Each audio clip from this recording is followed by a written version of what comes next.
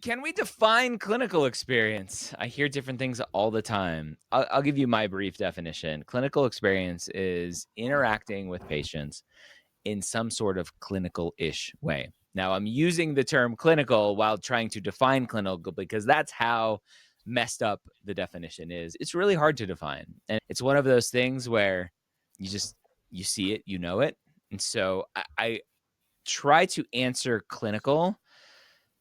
Is it clinical by using what is known in medicine as a diagnosis of exclusion, right? Is we layer off the things that it's not. And then if we end up with still nothing, oh, it must be clinical.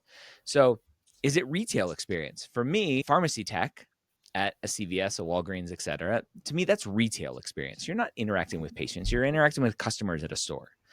So that excludes it for me as not clinical. Is playing games at a nursing home clinical experience?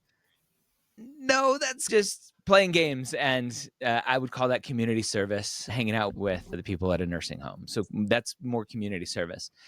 Is in the same location, a nursing home, delivering medications to a resident clinical experience? Well, you're doing some sort of clinical-ish thing, right? They need their medicines. You're talking to them. You're giving to them. You're making sure they're not choking as they're taking it, whatever.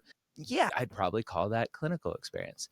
And then the other big one that comes up all the time is front desk experience or charting or doing something in the back office, right?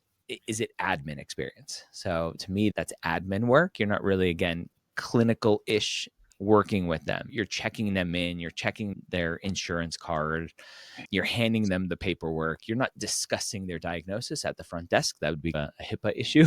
So yeah. So to me, that's how you get to, is it clinical or not, is you try to think of all the things that it shouldn't be or can't be. And then you go, yeah, it's probably clinical.